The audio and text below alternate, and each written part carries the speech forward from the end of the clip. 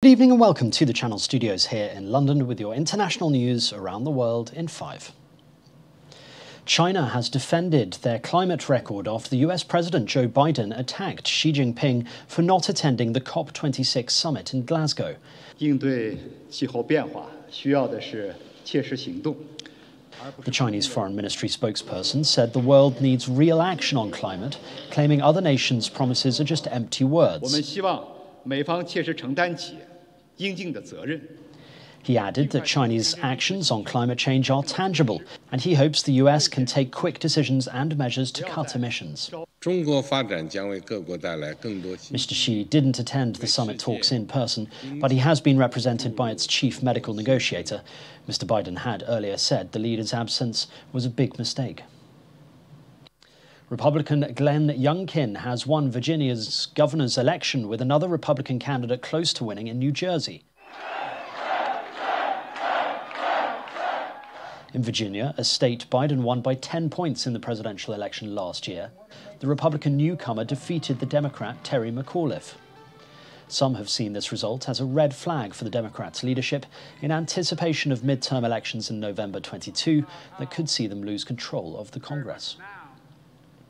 The 4-year-old girl who went missing for 18 days in Western Australia has been found alive and well by police.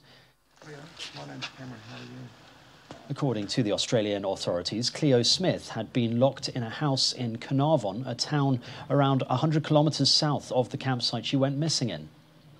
Cleo's family have been looking for her since October the 16th, when she was last seen in the tent she was sleeping in. Police had feared the girl had been abducted and offered a $1 million reward for any information about her. Police now say a suspect has been taken into custody in relation with her disappearance. We'll have more to say on the...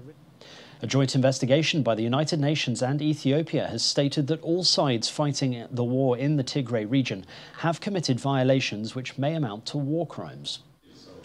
According to the report, both sides are accused of torturing and killing civilians and making arrests on the basis of ethnicity. The investigation covers from November to June, during the conflict fought by Tigrayan forces against the Ethiopian military and soldiers from the nearby country of Eritrea. Earlier, the Ethiopian Prime Minister Abiy Ahmed pledged to bury his government's enemies as he marked the start of the war 1 year ago. Despite the accusations against both sides, it isn't clear whether the findings could lead to legal action, since Ethiopia and Eritrea are not members of the International Criminal Court. At least 22 people, including children, have been killed and another 8 wounded after a passenger coach plunged into a ravine in the Pakistani zone of Kashmir. Among the dead were 2 children aged 9 and 4, a prayer leader and a Pakistani army soldier.